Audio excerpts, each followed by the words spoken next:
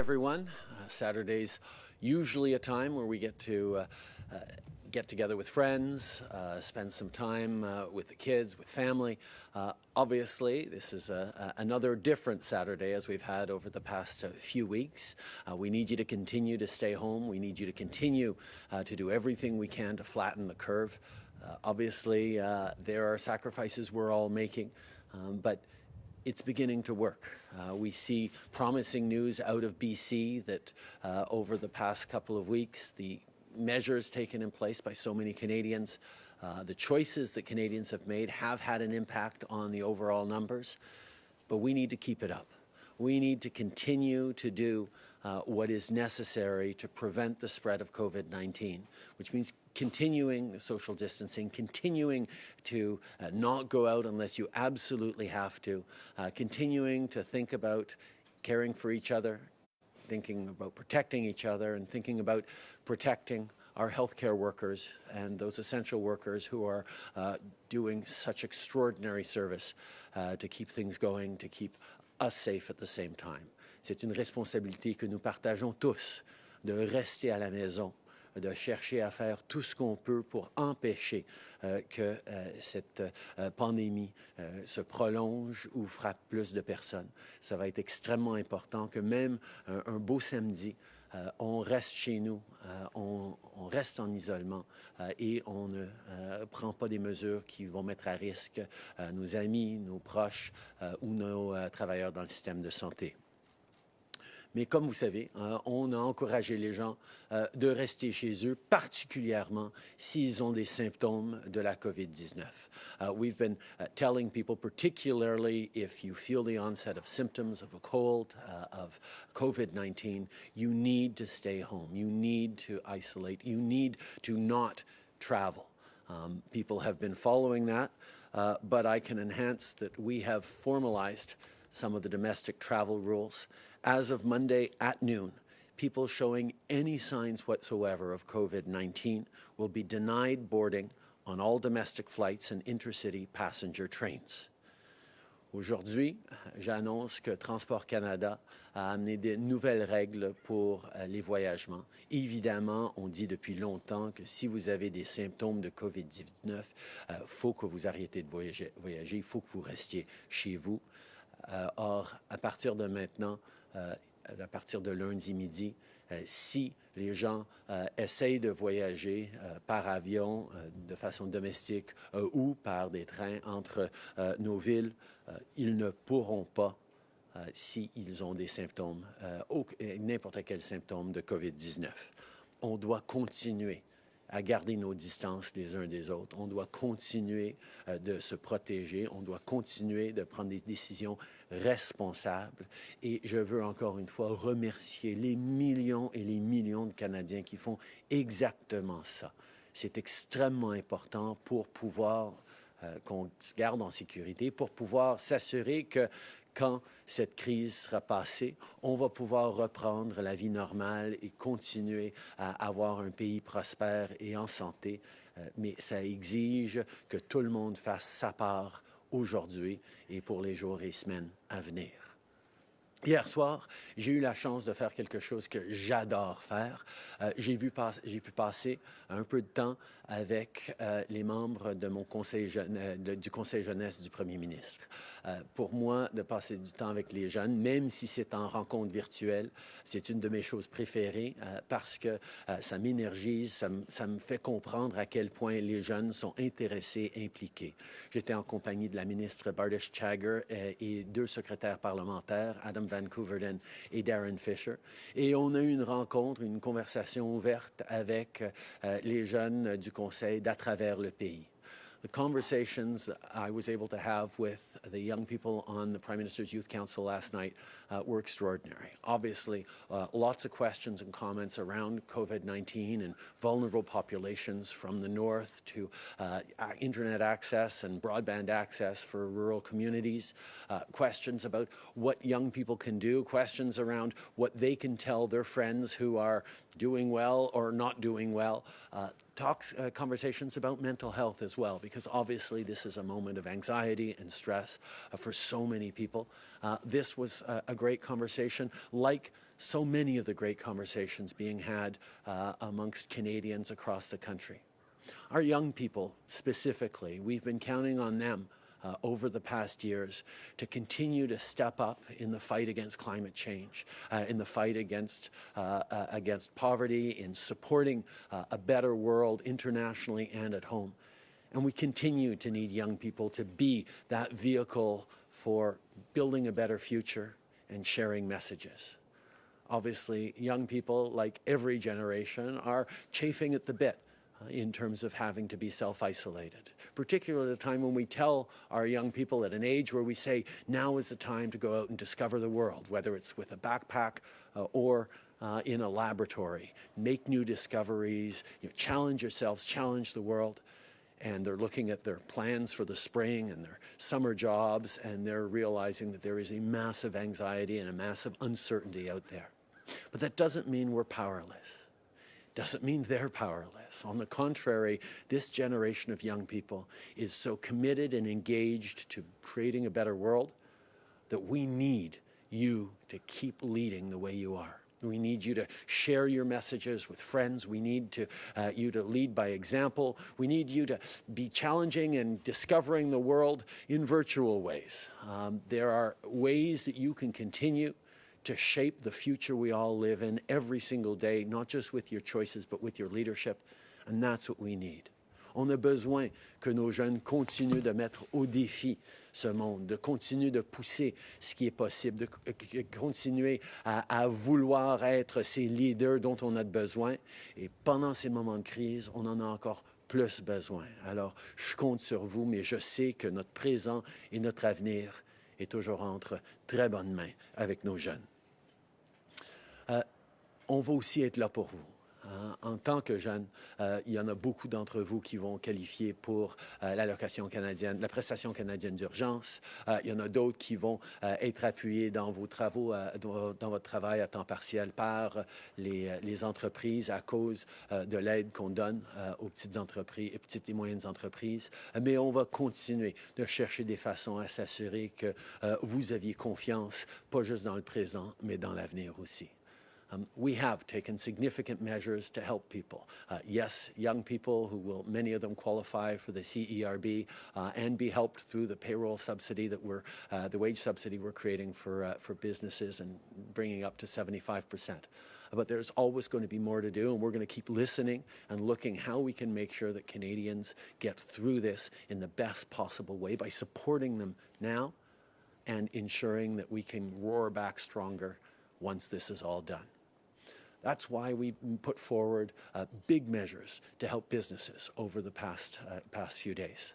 Increasing the wage subsidy to 75% means businesses across the country are now realizing they're going to be able to keep people on their payroll, keep that relationship going between them and their workers, and even rehire people who they didn't think they'd be able to support over the past 2 weeks.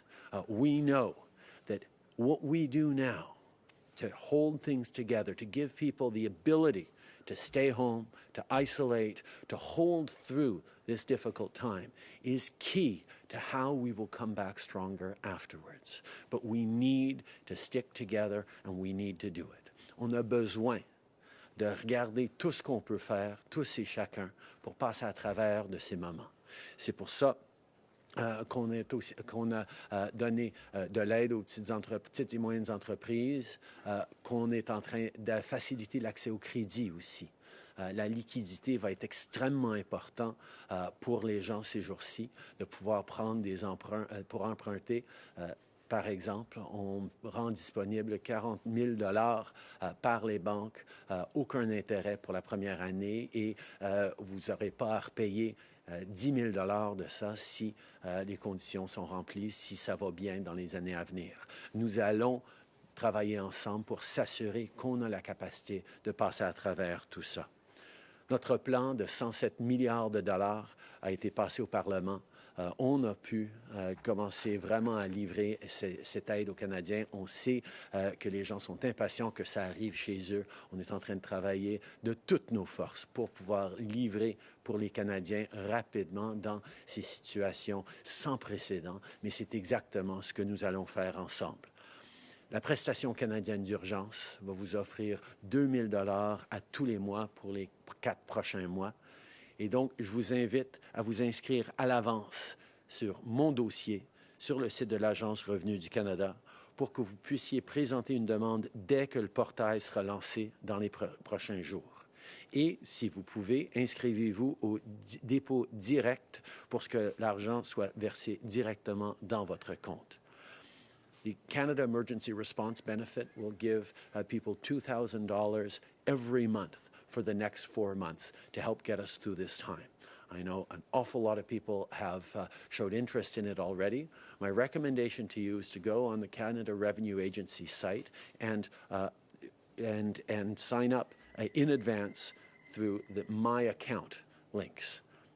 Once you do that, in the coming days when we're able to start actually opening applications, you'll have a head start. And if you can, please opt for the direct deposit option, which will let you get this money into your bank accounts sooner and is simpler for everyone as well. There are lots of things that we're doing to make sure that we get through this together. But everything we do, we need to do together. Every single individual, every single household has its role to play in making sure that Canada and Canadians do well through this. We also have a role to play in making sure that the world gets through this, both by modeling solutions and demonstrating what can be done when we all work together.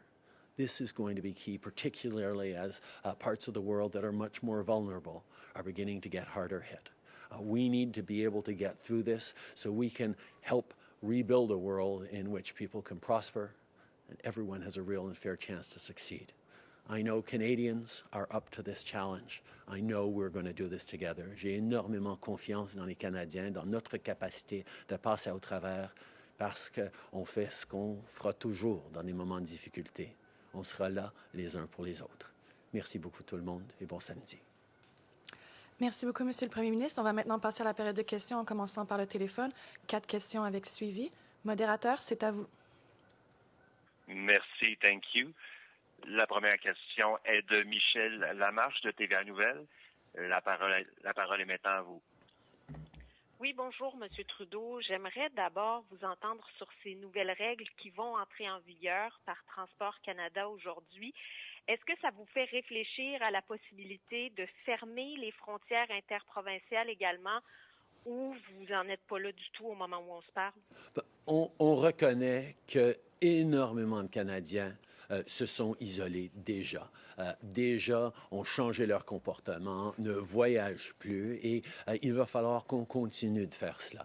On reconnaît en même temps qu'il y a des gens qui ont besoin de voyager pour livrer de la marchandise essentielle, pour livrer de la nourriture. Et donc, on ne voudrait pas prendre des étapes et franchir des étapes qu'on n'a pas absolument besoin de faire. Mais comme j'ai dit, nous allons toujours regarder ce qui est nécessaire à faire et nous allons prendre les mesures nécessaires au bon moment s'il s'avère nécessaire. Mais pour l'instant, ce n'est pas quelque chose qu'on planifie de faire dans le court terme. Obviously, Parliez un peu plus tôt. Obviously, people across the country have been doing an excellent job of staying home, of not traveling for anything that's not absolutely necessary, and we encourage people to continue to do that. However, there is essential transport and travel that is happening as merchandise, as food gets delivered across the country. We need to continue to ensure that that's happening. Every step of the way, we're going to look at whether we need to take further measures to keep Canadians safe and to keep our economy rolling on essential goods. We will make those decisions as they are needed to be made, but right now we're not looking at closing provincial borders. Suivi, Michel? Il y a des snowbirds qui reviennent présentement aujourd'hui. Là, on les voit notamment à l'école et la SQ est là pour les sensibiliser, pour leur dire de respecter la quarantaine. mais il y a beaucoup de confusion autour des sorties des voyageurs qui reviennent. Peuvent-ils, oui ou non, M. Trudeau, lorsqu'ils arrivent au pays, aller se promener ou encore faire des balades à vélo? Selon la loi sur la quarantaine, qu'est-ce qui s'applique? La loi sur la quarantaine dit que les gens doivent s'isoler s'ils reviennent de voyage. C'est extrêmement important. Nous avons besoin que les gens qui auraient pu être exposés outre-mer ne passent ou dans d'autres pays ne passent pas cette possibilité de COVID-19 au reste de la population qui est en train de se protéger. Et je recommande à tout le monde de suivre les règles et les conseils établis par Santé Canada et nos agences de santé. Merci. Prochaine question. Merci. La prochaine question est de Mélanie Marquis, La Presse. Votre ligne est ouverte. À vous la parole.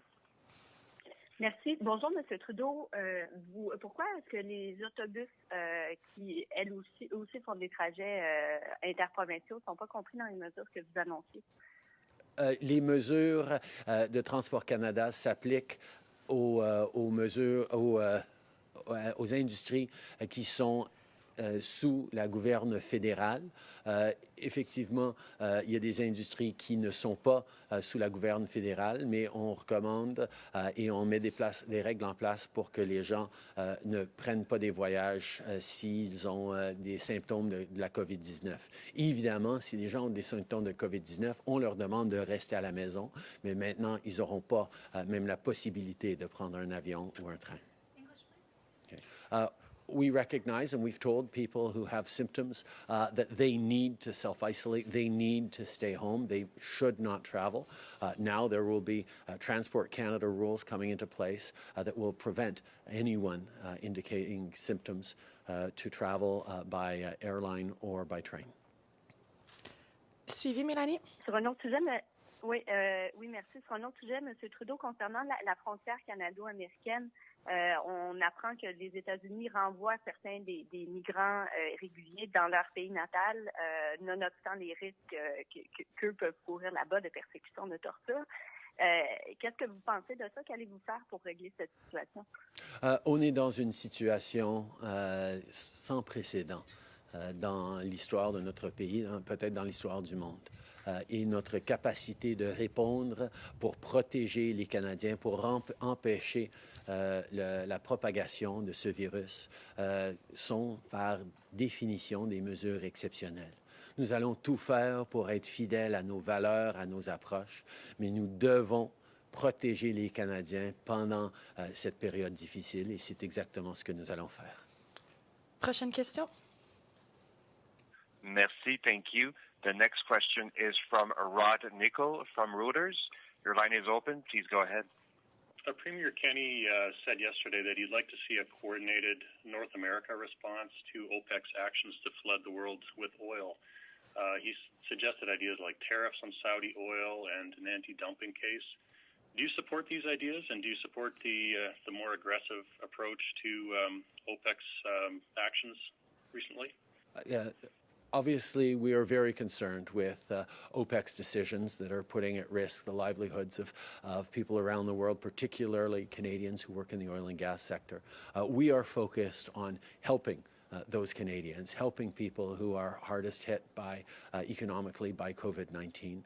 The measures we've put in place will support Canadians right across the country, including in our oil and gas sector. But we also know it's a sector that has been particularly hard hit, and we will look for further help to be able to support people as they get through. In terms of international collaboration, coordination, we continue to be part of conversations on this issue around the world. Would you look at a more aggressive approach to Saudi Arabia? I think this is a moment that we need to focus on getting through COVID-19 as best we possibly can. I think there will be a lot of reflections on how various countries behaved in this particular moment. Our focus right now is on making sure we can support our citizens and stabilize the global economy the best way we can, which we are doing through our membership in the G7, in the G20, in various international fora and approaches that we have, while at the same time focusing on making sure we're supporting Canadians and keeping them safe. Merci. Dernière question avec suivi au téléphone. Merci, thank you. The next question is from Teresa Wright from the Canadian Press. Your line is now open. Please go ahead. Good morning, Prime Minister. On the cruise ship anchored off the coast of Panama, what actions are being considered or will be taken to help the 248 Canadians aboard? We have worked directly and contacted directly the Panamanian government to try and get an ability to bring those Canadians home. We know this is a very difficult situation for them, for their families. A lot of people around the world are worried about being able to get home. A lot of their family members here are feeling anxious and really want to see them brought home. I can tell you that the entirety of Global Affairs Canada employees are single-mindedly focused on this Herculean task of bringing Canadians home any way we can. And much of it involves negotiating with other countries to get permissions to cruise ships to dock, permissions for airplanes to lift off from their country where they've closed airspaces. We're going to continue to work diligently to do everything we can to get all Canadians home and provide significant consular support both in the meantime and to those people who are unable to get home. Louis Blouin de Radio-Canada. Monsieur Trudeau, est-ce que vous pouvez être plus précis un peu dans la mécanique pour ces nouvelles mesures annoncées pour les vols, pour les trajets en train? Qui va être chargé d'appliquer ça? Est-ce que c'est le personnel des entreprises aériennes, par exemple? Parce qu'on a vu que pour les vols internationaux, il y a des gens qui sont montés à bord des avions pareils, même s'ils présentaient des symptômes, etc. Alors, comment vous pouvez être sûr que ça va être mis en application correctement? On s'attend à ce que ces règles soient suivies. Oui, ça va être la responsabilité des compagnies de s'assurer que des gens qui montrent des symptômes de COVID-19 n'embarquent pas dans l'avion, dans le train. Nous savons que c'est essentiel que les gens évitent les déplacements non nécessaires et que toute personne qui a des symptômes de COVID-19 s'isole, reste à la maison. En anglais, s'il vous plaît. We know that it is extremely important that people be following the rules. It will be important for operators of airlines and trains to ensure that people who are exhibiting symptoms do not board those trains. It'll be a Transport Canada rule that will be enforced. But at the same time, we're telling people, stay home if it's not absolutely essential for you to travel. Stay home absolutely if you're exhibiting any symptoms of COVID-19, of a flu-like virus. We need you to keep yourselves safe. We need you to keep your loved ones and your neighbors safe. And we need you to keep from overburdening and endangering the safety of our healthcare workers and others who are doing so much to keep us safe as a country. Sur l'aide aux provinces, M. Trudeau, vous avez déjà fait une première phase, 500 millions pour les besoins en santé. Il y a des provinces actuellement qui ont de grandes difficultés. Je pense à Terre-Neuve-Labrador, entre autres. Je pense à l'Alberta aussi. Est-ce qu'il y a une deuxième phase d'aide qui s'en vient pour ces provinces-là qui sont dans une situation très, très précaire actuellement? On est dans une situation sans précédent. On a besoin d'être là les uns pour les autres. Le gouvernement fédéral va chercher à aider toutes les provinces, tous les individus, toutes les entreprises qui font face à des difficultés à cause de la COVID-19. On continue à regarder au jour le jour qu'est-ce qu'on peut faire de plus, qu'est-ce qu'on doit faire de plus, comment on peut en faire plus. On va continuer de travailler main dans la main avec les premiers ministres des provinces, avec les autres leaders à travers du pays pour s'assurer qu'on donne l'aide nécessaire à tout le monde. In English, please. We recognize this is a situation without precedent, a situation that is beyond our collective and individual experience, and that's why we've made the commitment to help people who need help getting through this time, whether it's an individual, a family, a business, or indeed a province. And we continue to work every day to look at ways that we can help, look at how we can help, look at what we can do to help. Those conversations will continue to be ongoing for individuals, sectors, or indeed provinces that are facing particular difficulties. Marika Walsh with the Globe and Mail. I want to revisit the energy sector question. Earlier this week, Finance Minister Bill Morneau said it was hours or days until the energy sector would find out what specifically the government would do. So when are they going to get the answers that they need? We're continuing to work to try and provide workers in the energy sectors with the support that they need. We recognize that the collapse of oil prices around the world is hitting hard. People who've been extremely hard hit over the past years already.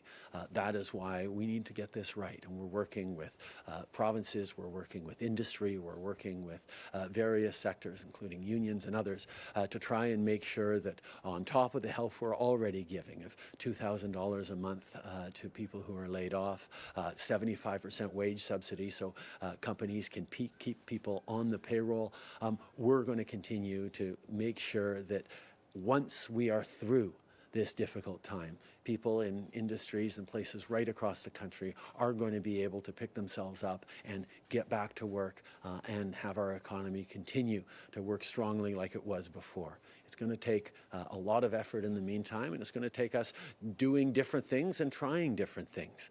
But we are going to keep working until we manage to help everyone. Hi, Ashley Burke, CBC News. As you mentioned at the top of your speech, you said that there have been encouraging signs out of British Columbia. Are you worried at all that Canadians will hear about those encouraging signs and become complacent? I think encouraging signs is absolutely something we want to see. We want to see a decline in the rate of transmission. But people need to know that the decline in the rate of transmission happened because 2 weeks ago, people started heeding these instructions and started self-isolating and started engaging in social distancing. And over the intervening weeks, people have increased their following of advice, and that is an excellent sign. But if we're seeing a reduction in the spikes, that means what we are doing is working, and we therefore need to continue doing what we are doing. We are not out of the woods yet. Obviously, if the measures we're doing are working, we need to continue doing them, and that's why as a government we're making sure that people are able to continue doing what they're doing by flowing money to households, by supporting businesses with a 75% wage subsidy, by making access to credit that much easier. We're going to continue to do more things as we look at ways to help Canadians get through this so we can come out of this strong without a reappearance or resurgence of the virus afterwards.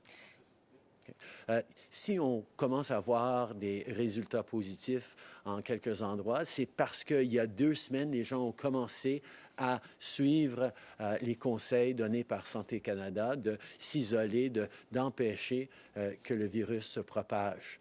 Alors, ça veut dire que les mesures qu'on est en train de faire sont en train de fonctionner et donc ils doivent être continués. Les gens doivent continuer de s'isoler, de garder leur distance pour qu'on puisse réellement empêcher la propagation de la COVID-19. Et nous allons devoir continuer pendant un bon moment encore de se garder en sécurité pour vraiment voir un déclin dans les cas et dans la courbe. C'est pour ça d'ailleurs qu'on donne tellement d'aide aux familles, aux entreprises, aux communautés, qu'on offre de l'accès au crédit pour ceux qui en ont besoin, pour justement qu'on puisse continuer, malgré les difficultés, à suivre ces conseils, ce qui va nous sortir de cette difficulté plus rapidement et en meilleures conditions.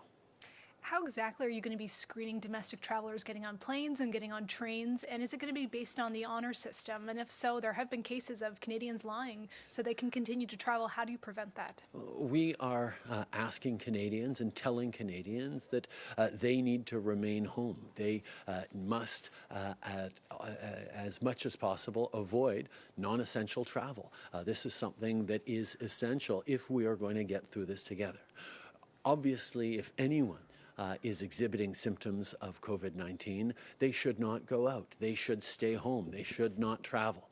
And we are giving further tools to airlines and rail companies to ensure that anyone exhibiting COVID-19 symptoms does not travel. Okay. On l'a dit très, très clairement, les gens doivent rester chez eux, doivent éviter des déplacements non essentiels. Évidemment, encore plus, si quelqu'un a des symptômes de COVID-19, il devrait rester à la maison, il devrait s'isoler, il ne devrait pas voyager pour quelque raison que ce soit, à part d'aller à l'hôpital, évidemment. Mais il y a des façons de le faire sécuritairement. Les gens ne devraient pas être en train de prendre l'avion ou le train s'ils ont des symptômes de la COVID-19. Et donc, on est en train de donner des nouveaux outils pour nos compagnies de transport d'assurer que ces gens-là ne vont pas voyager. Ian Wood, CTV News. The government has shut its Service Canada offices because it deemed frontline workers there doing face-to-face work with the public was too risky. But we're still asking many Canadians, grocery store workers, bus drivers, nurses, to do this very same risky work. Are we going to do anything more to mitigate the risk these frontline workers face and anything to personally assist them further? We recognize that as much as possible, services need to be shifted online or onto the telephone. That is why we've moved to close Service Canada offices so that people can access these greater resources online because people will be there to work and respond to them virtually and online, while at the same time creating opportunities to actually support people who do need that extra help. But of course, there are people who have to continue to go out and work. We think of grocery store workers. We think of emergency responders. There are people who are putting themselves at greater risk every day to provide essential services to Canadians. And yes, we need to do everything we can to protect them, but each and every one of us can do things that will protect them as well. Ensuring that we're only going out for groceries maybe once a week, ensuring that we're cutting down on our movements, that we're not in situations where we're going to have to call on emergency services or essential personnel for any reasons other than absolutely essential reasons. And that means staying safe and staying at home. Yes, there's things that businesses and governments are doing in order to keep frontline workers as safe as possible. But every single Canadian has things that we can do that will reduce the risk for grocery store cashiers or delivery people who are continuing to get food to our doors. These are the things that we all need to be responsible for because people out there doing essential services for us need to be protected. Nous reconnaissons que de ne pas mettre les gens à risque en offrant des services en ligne, c'est une bonne façon d'empêcher les risques à des gens qui peuvent faire le travail de la maison et n'ont pas besoin de le faire face à face. Mais nous comprenons aussi qu'il y a des travailleurs qui vont devoir continuer à travailler dans nos magasins, dans nos épiceries, d'être là pour répondre aux urgences. Et oui, le gouvernement et les compagnies sont en train de prendre des mesures pour rendre ces gens-là leur travail plus sécure et plus en sécurité, mais nous pouvons tous, en tant que citoyens, en tant que consommateurs, faire des choses qui vont amoindrir les risques pour ces gens-là. Que ce soit de seulement faire ses emplettes une fois par semaine ou d'éviter à avoir appel à des services d'urgence si c'est possible, en pas avoir des comportements à risque. Il y a plein de choses que nous pouvons et devons faire pour protéger ceux qui sont là pour nous aider de façon essentielle dans ces moments difficiles. Et j'encourage tout le monde à réfléchir comment ils peuvent faire pour permettre ceux qui font ce travail essentiel de rester en santé. And Prime Minister, the first of the month is coming up, and many Canadians are going to have to pay their rent. And while the $2,000 a month is a good start, it doesn't roll out until after that. And then thereafter, it might not be enough to cover the rent of many people across this country. So what are you hoping will happen, or what are you hoping can happen for those who can't make rent, considering that you have worked with the banks to help people defer mortgages. What about renters? We're very much looking at different things we can do. At the federal level, we are limited in our tools. Much of protections for renters and relationship between renters and landlords are provincial areas of jurisdiction, but we are, of course, continuing to work with the provinces on ways we can do that. Access to credit through banks will be helpful as well, as we recognize people are using their credit cards for more and more things, and those balances are piling up, and they are really concerned about things. At the same time, we can point not just to the Canada Emergency Response Benefit, but things like the Canada Housing Benefit, which will be coming out in Ontario in the month of April, will help vulnerable people be able to pay their rents. There are many different methods that we're trying and looking at in order to support Canadians through this difficult time. I recognize the anxiety with the beginning of the month coming, and we're looking at ways we can help people get through that. Brian Mullen at Global News. Prime Minister, wanted to ask you for an update on your wife, Sophie. How has she been cleared by doctors, and how is she doing? Sophie is feeling great. My family is doing well. My kids and myself, we're all doing well. We continue to follow the direct advice of health professionals on what next steps are. But like I said, we've asked people to stay at home and work from home as much as possible, not go out if they don't have to, and that certainly is something that we're doing and encouraging everyone to do. Sophie se sent énormément mieux. Elle est en parfait état selon moi. Les enfants sont bien aussi et je suis en santé. Et on est en train de continuer de suivre tous les avis des experts en santé, comme tout le monde devrait faire. Mais comme tout le monde devrait faire, on doit chercher à rester chez nous, à s'isoler le plus possible, à ne pas sortir si ce n'est pas absolument nécessaire et toujours suivre les conseils de santé publique. Merci beaucoup. C'est qu'est-ce qui mettra fin à la conférence de presse aujourd'hui.